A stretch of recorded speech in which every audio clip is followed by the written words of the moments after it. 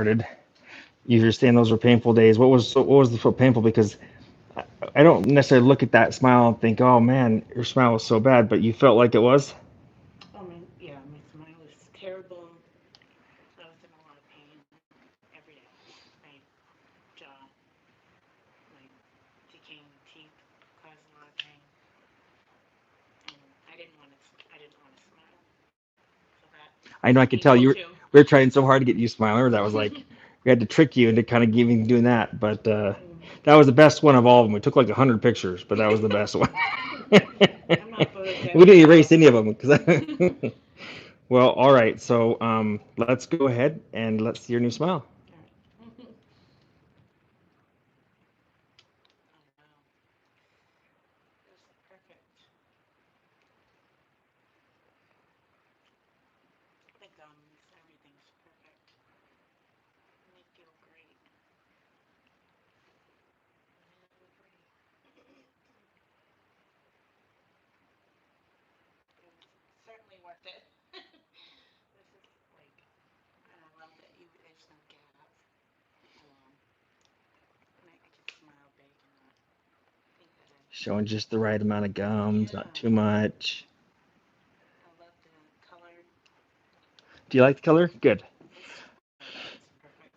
I wouldn't want it. I erred on the side a little bit lighter than actually what I think you said, but are you glad I did that? Mm, Okay, because I thought you could pull it off. I just, 'cause I think that she yeah, was, it was because when you, it's been a month, right? And I actually found a shade that I like even better, and this is the mm, one that, so I'm yeah. glad you like it. I like it a lot.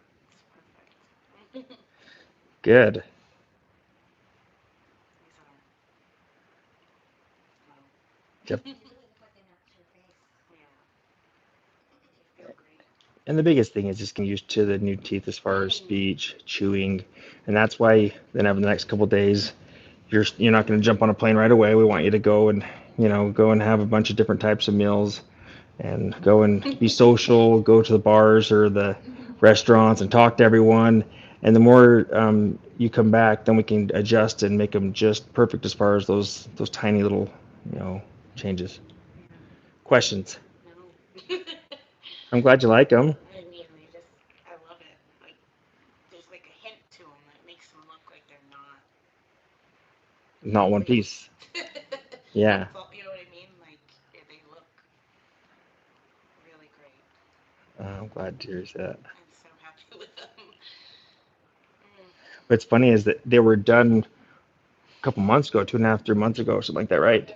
And then I actually came back and I looked at them later and I was like, you know what? I'm gonna change these more because I had even more time. So I actually opened up the embrasures a little bit more and did a little extra because my lab technician at the time did a majority of it, but then I came back and it was even adjusted some more. So, mm, but I'm really happy with them and I think that you look absolutely gorgeous. thank I'm happy that you like them. you. I love one of the things I really was worried about, I wasn't sure about, was just your lip, because your lip was a Right. lot bulkier in temps. But do you like the way how your lip feels now? Yeah. From a Yeah. side profile, Valentin, do you want to show? Do you have the Yeah. afters? Yeah. We can kind of show you. We usually print these off out of ink, so I'll kind of show you. Um, but typically you'll see it. Now we have a better transition from the gums to the teeth, whereas before it kind of had like that ledge, Mm, right? And yeah. and it was a place where food would get caught too, Yeah. right? And so I think you're going to be really happy with that. But Yeah. That's the other thing is I mean, it's right. There's no big gap anymore. I know why there was, the gap hmm because I was healing and whatnot. I get it. This feels so good. I don't feel like when I talk, I'm gonna blow air through that little space anymore. well, we started this way back, so that's your side. Look at that. That's a nice side profile there. That's right. Yeah, I think it looks a lot more natural now, as opposed to your tempers. I don't know if she has them there, but yeah, Yeah, because when I would smile, sometimes like I'd smile big, and then once in a while my lip would kind of get caught there. get caught right on that little hump.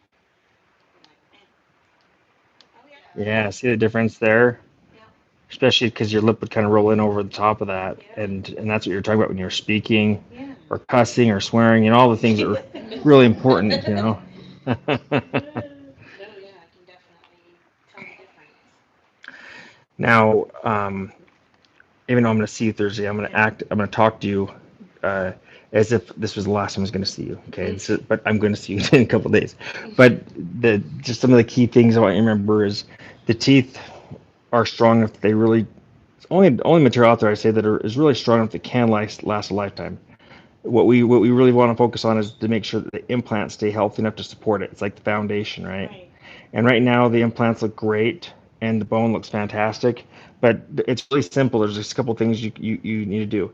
Um, uh, Water picking is something you've already been exposed to. You'll notice these are a ton better to water pick because it's like water picking glass. You don't have food getting. You'll notice when you start to water pick that food just doesn't get grabbed up underneath there. But you're going to water pick, and then you're going to get a spin brush. Okay, a spin brush, not a regular toothbrush. A regular toothbrush is really hard, mainly on the lower anterior. Like right there, it's really difficult to get like at 90 degrees and to get to there. So you're going to want to get and some people use sonic brushes, and the verdict's still out on those. I think they work too, but I'm really partial towards the spin brushes. I saw one the other day for like at Walmart for like literally $12, $13. It was battery powered, but it actually turned pretty good. I bought it. I gave it to my son, and it's amazing how long they last. It's incredible how long the batteries last.